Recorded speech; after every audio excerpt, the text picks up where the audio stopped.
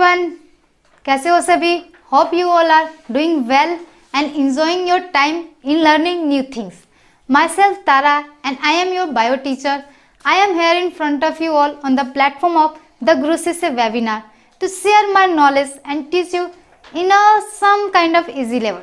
Okay, I hope you all will enjoy this session with me and learn new things. Now let's start the session.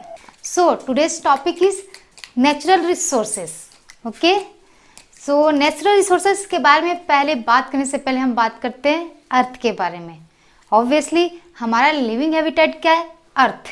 Universe में बहुत सारे planet हैं। In fact हम 8 और 9 planets की study करते हैं, but universe is vast. Okay, उसके बारे में आज तक हम भी पूरा नहीं जान पाए। लेकिन इस इतने बड़े यूनिवर्स में हमारे लिए लिविंग हैबिटेट क्या है? ओनली अर्थ। तो अर्थ पे जो रिसोर्सेस हमारे लिए अवेलेबल है, हमारे सर्वाइवल के लिए जो अवेलेबल है, तो उन रिसोर्सेस के बारे में आज हम स्टडी करेंगे। रिन्यूएबल, नॉन रिन्यूएबल दोनों रिसोर्सेस हमारे पास। तो आज हम बात करेंगे अर्थ के रिसोर्सेस, एयर, वाटर, सोयल के। ओके, और ये रिसोर्सेस को हम कैसे एक्सप्लोर कर रहे हैं, कैसे यूज कर रहे हैं, इन सब चीज़ों के बारे में पढ़ेंगे। ओके, तो हम शुरू करते हैं। पहली बात है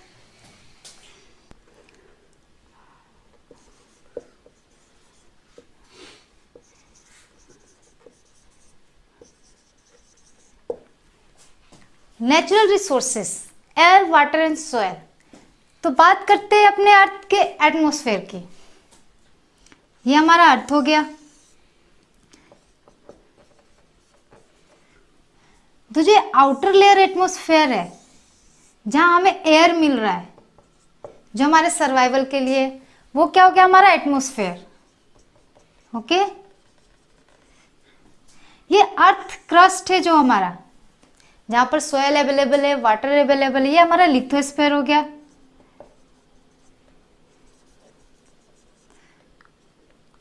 और यहाँ जो वाटर है, इसमें you can say water, it is hydrosphere.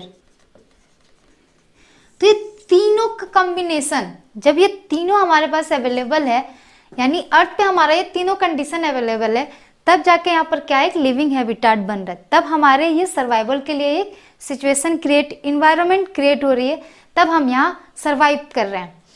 अगर बात करें मून की एंड अदर प्लैनेट की, सेम अगर हम मून की बात करते हैं, सेम डिस्टेंस है हमारे अर्थ से। अर्थ और मून सन से दोनों सेम डिस्टेंस पे हैं, लेकिन क्या मून पर हम सर्वाइव कर सकते हैं? नहीं, क्योंकि वहाँ ये तीनों कंडीशन अवेलेबल नहीं है। ओके, वहाँ के एटमॉस्फेयर और यहाँ के एटमॉस्फेयर में बहुत अंतर है, जिसके कारण हम वहाँ सर्वाइव नहीं कर सकते। तो ये सारे सिचुएशन मिलके हमारे लिए क्या है? इन्वायरमेंट क्रिएट कर रहे हैं कि जहाँ हम सर्वाइव कर सके।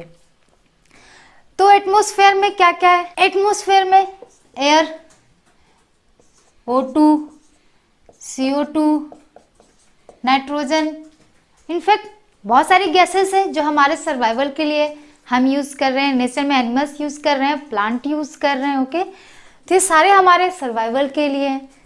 वाटर, वाटर एक्वेटिक एनिमल्स हैं, एक्वेटिक प्लांट्स हैं, तो वाटर भी क्या है? हमारे नेचर में हमारे लिए।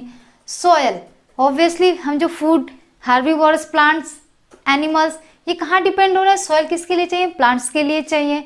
और हम प्लांट्स पे डिपेंड हैं, क्योंकि हम डायरेक्ट नेचर से कोई भी एनर्जी ऑब्जॉर्व कर नहीं रहे हैं। लेकिन प्लांट एक मीडियम है जो कि हमें energy source, food of source provide करा रहा है। तो क्या ये भी हमारे लिए इम्पोर्टेंट है? वाटर भी इम्पोर्टेंट है, एयर भी इम्पोर्टेंट है। ओके, तो एयर में हम क्या, ऑक्सीजन क्या है हमारा?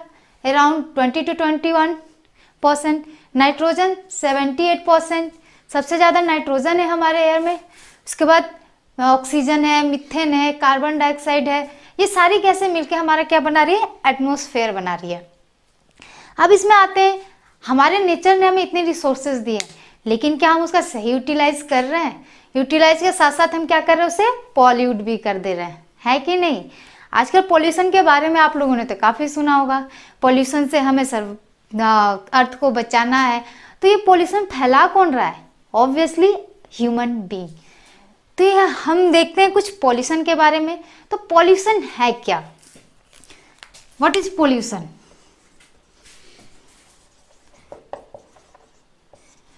हम बोल सकते any undesirable change occurring in nature, यानी कि जो नेचर में अनडिजायरेबल है। नेचर तो पहले से ही सर्वाइवल फॉर फिटेस्ट है सबके लिए, लेकिन उसमें अनडिजायरेबल चेंजेस हो रही है। किसके कारण? हमारे कारण, एनिमल्स के कारण, इंडस्ट्री के कारण। तो ये अनडिजायरेबल है, वो होनी नहीं चाहिए। अनडिजायरेबल इसी को कह रहे हैं। जो ये चेंज नेचर में अकर हो रहा है तो वो पॉल्यूशन हो रहा है। ओके, अब तो एनी अनडिजायरेबल चेंजेस,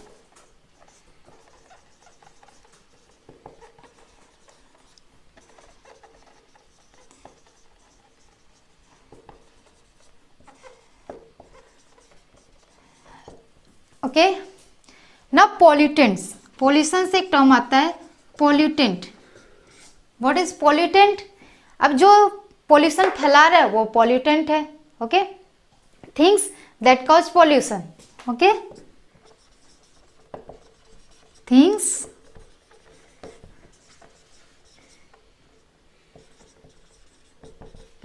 जो पॉल्यूशन फैला रहा है वो पॉल्यूटेंट है। तो अब हम बात करें एटमॉस्फेयर की। एटमॉस्फेयर में क्या हमारा? एयर। तो यहाँ अगर पॉल्यूटेंट की हम बात करें, एयर में अगर हम पॉल्यूटेंट की बात करें तो क्या क्या है हमारा ये पॉल्यूटेंट? CO2, CO,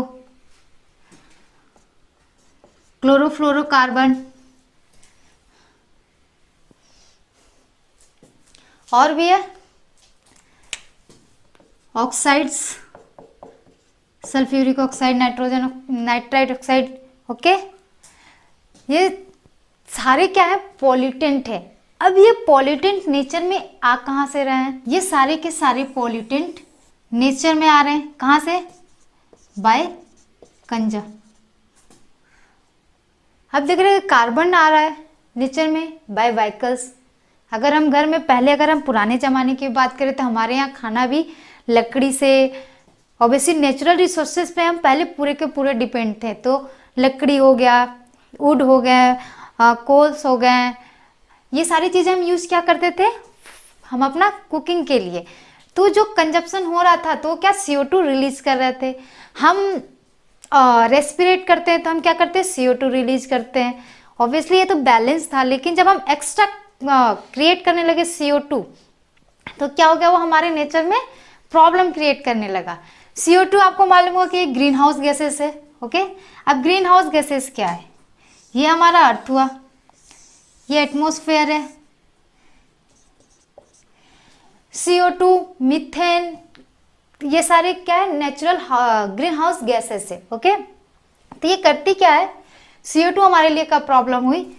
ये क्या, CO2 का मेन रोल क्या है कि जब बाहर से सन से हीट आ रहा है तो ये यहाँ पर एब्जॉर्ब करके रखती है हीट को। इसका मेन रोल यही है कि जो हीट आ रहा है वो उसे एब्जॉर्ब करके रखते हैं, यानी इस एटमॉस्फेयर के बाहर उसे जाने ही नहीं दे रही है, जिसके कारण हमारा जो एटमॉस्फेयर है उसका टेम्परेचर मेंटेन रहता है। तो हमारे लिए अब ये तो बेनिफिशियल ही है, हम कह रहे हैं। तो ये कब तक बेनिफिशियल थी? जब तक नेचर में बैलेंस था। यानी अब प्रॉब्लम क्या हो रही है कि हम व्हीकल्स यूज कर रहे हैं। ओके, ज़्यादा से ज़्यादा कुकिंग हो रही है क्योंकि पॉपुलेशन ज़्यादा बढ़ रहा है। हम ज़्यादा से ज़्यादा कोयला, लकड़ी जला रहे हैं। इंडस्ट्रियल केसेस में भी बहुत सारे CO2 प्रोड्यूस हो रहे हैं। तो ये क्या हो रहा है कि जितना हमारा CO2 हमारे एटमॉस्फेयर में होना चाहिए उससे ज़्यादा हो जा रहा है। तो इससे क्या हो रहा है कि वो हीट एब्जॉर्ब कर रहा है, क्योंकि वो तो अपना काम नेचर में करेगा ही। तो ये क्या हो गया? हमारा temperature day by day increase कर रहा है। तो आपने ग्लोबल वार्मिंग के बारे में सुना होगा। ग्लोबल वार्मिंग क्या है कि हमारे नेचर का टेम्परेचर इंक्रीज हो रहा है, जिसके कारण ग्लेशियर्स वो मेल्ट कर रहे हैं और सी ओशन लेवल बढ़ता जा रहा है। तो ये हमारे लिए आजकल बहुत ही प्रॉब्लम का इशू है। तो इसे सॉल्व करने के लिए क्या करना होगा हमें? हम क्या कर सकते हैं? प्लांटेशन, क्योंकि डिफॉरेस्टेशन भी आजकल बहुत ज़्यादा हो रहा है। डिफॉरेस्टेशन के कारण क्या हो रहा है? ये CO2 ऑब्जर्व ही नहीं हो पा रहा है। प्लांट्स क्या करते हैं? ये CO2 को यूज करते हैं और हमें क्या देते हैं?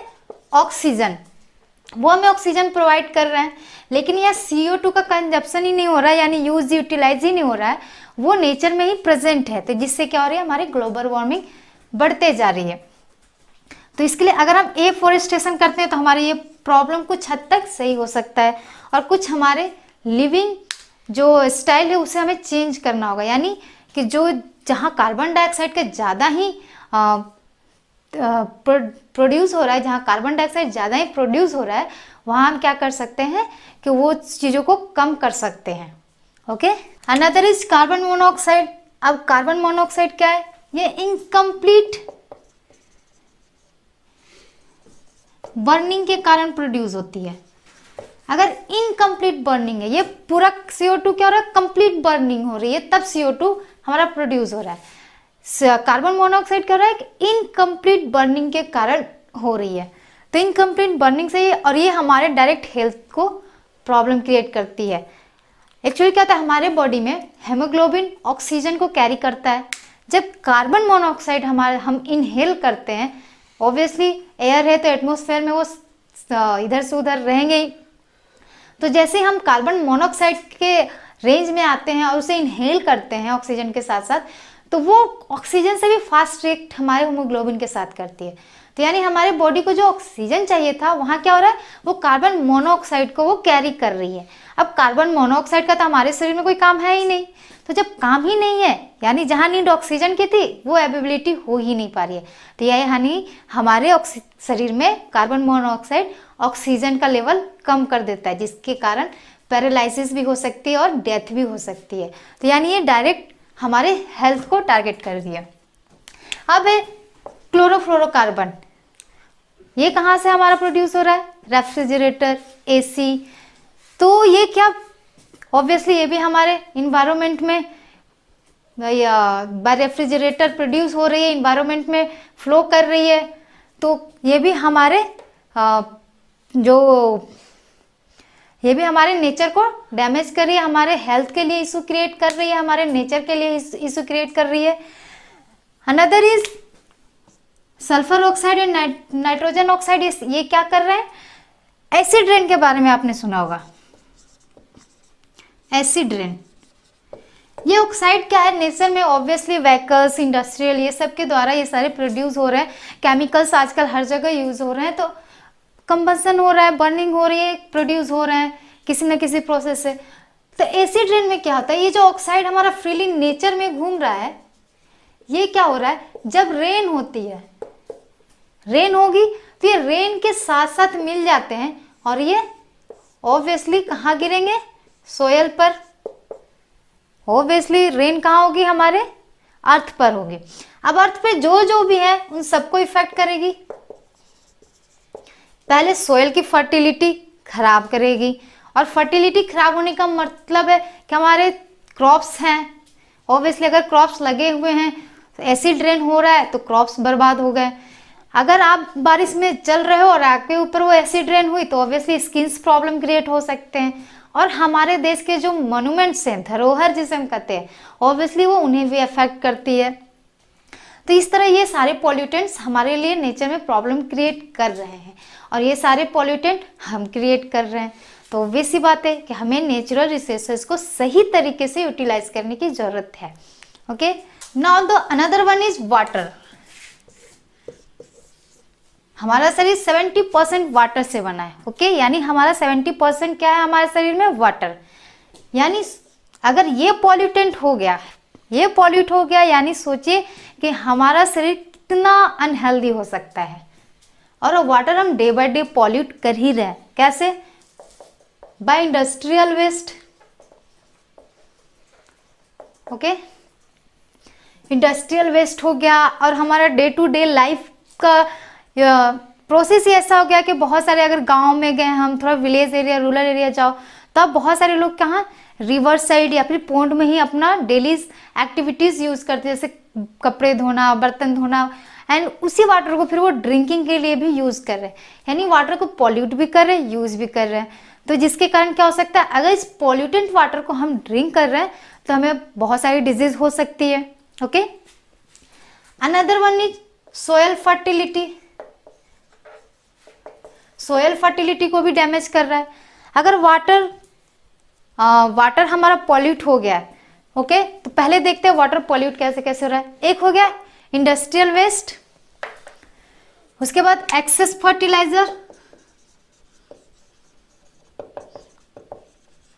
एक्सेस फर्टिलाइजर से वाटर पॉल्यूट कैसे हो रहा है, जैसे कि हम मान लो हमारा देश क्या है, कृषि प्रधान देश है, ओके, एग्रीकल्चर बेस्ड कंट्री है हमारा। तो जब खेती हो रही है तो किसानों ने क्या किया, या फिर नॉर्मल किसी ने ज़्यादा से ज़्यादा फर्टिलाइजर यूज किया ताकि हमें क्रॉप प्रोडक्शन ज़्यादा मिले, अच्छा मिले।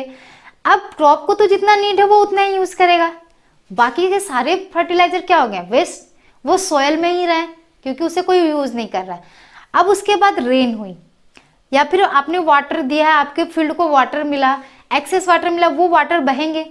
रेन हुई, वाटर बह रहा है, वो वाटर बह के कहाँ जाएंगे, कहीं भी वाटर रिजर्वर में, तो वहाँ वो क्या हो गया, नदी, तालाब, कुएं, यही सब में वो वाटर जाएंगे। तो जो नदी तालाब खुले हैं, ये वाटर एक्सेस फर्टिलाइजर वहाँ जा रहे हैं। अब वो फर्टिलाइजर है भाई, यानी उसके पास न्यूट्रिएंट है, तो उस वाटर में जाते ही जो वाटर के एल्गी होंगे वो सारे उस न्यूट्रिएंट को एब्जॉर्ब करेंगे। अब उन्हें न्यूट्रिएंट मिला तो वो बहुत ही ग्रोथ करेंगे, है ना, वाटर जो प्लांट्स हैं। अब वो ग्रोथ करेंगे, वाटर के सरफेस पे पूरा क्या है, एल्गी। अब वाटर को जो सनलाइट चाहिए थी वो नहीं मिलेगी। अब नहीं मिलेगी तो क्या प्रॉब्लम क्रिएट होगा, देखते हैं।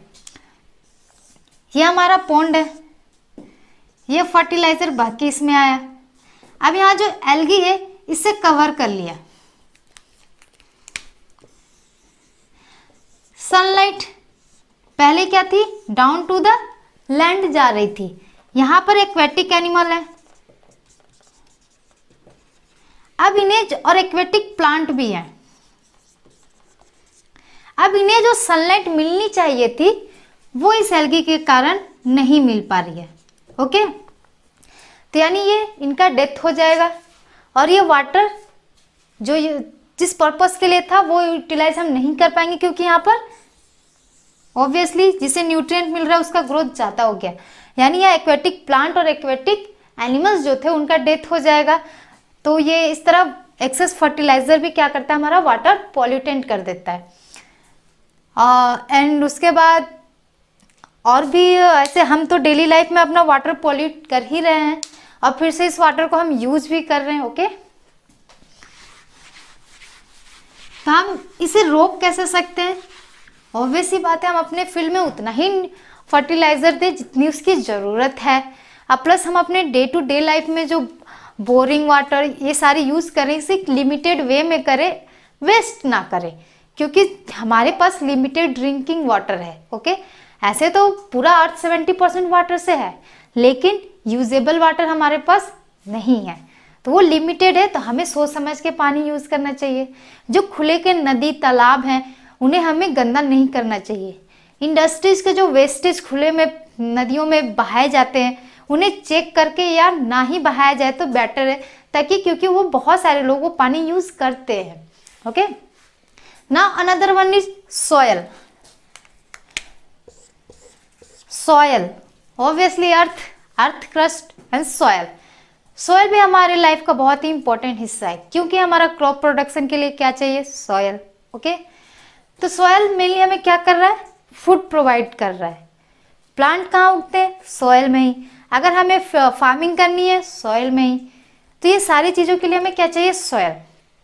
तो इसकी क्वालिटी क्या होनी चाहिए हमारी, अच्छी, तभी तो सारे प्रोडक्शन होंगे, ओके। अब हम इसकी क्वालिटी कैसे खराब कर रहे हैं, बाय इंडस्ट्रियल वेस्ट। हमने क्या किया, इंडस्ट्री का वेस्ट कहाँ कर दिया, खुले में कहीं छोड़ दिया। गार्बेज डंपिंग, हमने क्या किया, कूड़ा कचरा जो भी है कहीं भी फेंक दिया। ऑब्वियसली पॉलीथीन तो डिकम्पोज होगा नहीं, वो क्या करेगा, सॉइल की फर्टिलिटी खराब करेगी। तो हमें सोच समझ के ये काम भी करना चाहिए, यानी जो सॉइल फर्टाइल है हम उसे कहीं भी गार्बेज डंप करके वहां पर हम उसे अनफर्टाइल नहीं करना चाहिए, okay.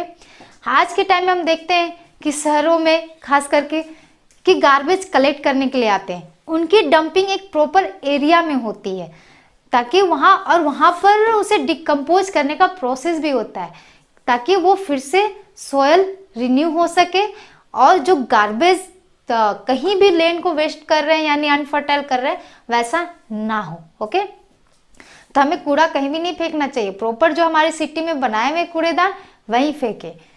Industrial waste, obviously industry को भी कहीं भी अपना वेस्टेज नहीं गिराना चाहिए। ऑब्वियसली केमिकल इंडस्ट्रीज हैं, बहुत सारी इंडस्ट्रीज हैं हमारे कंट्रीज में, तो जो बाय प्रोडक्ट उनके निकलते हैं वो कभी या तो नदी तालाब में जाते हैं या तो किसी लैंड में वो छोड़ देते हैं। तो ऐसा नहीं करना चाहिए, क्योंकि इससे हमारी सॉइल की फर्टिलिटी भी खराब हो रही है एंड वाटर भी पॉल्यूट हो रहा है। ओके, तो ये हुआ हमारा पॉल्यूशन। ये तो सारे टॉपिक्स आपने पहले भी पढ़े होंगे and you know it's always important. ये हमारा अभी नहीं हमेशा के लिए, क्योंकि ऑब्वियस ही बात है, नेचर है, एटमॉस्फेयर है सही, तो हम सर्वाइव करेंगे। अगर ये खराब हुआ तो यानी हमारा सर्वाइवल इशू क्रिएट हो सकता है। तो इसे हमें हमेशा संभाल के रखना चाहिए, हमारे जनरेशन, हमारे नेक्स्ट जनरेशन के लिए, ताकि हमारा जो अर्थ है हमारे लिए हमेशा बना रहे।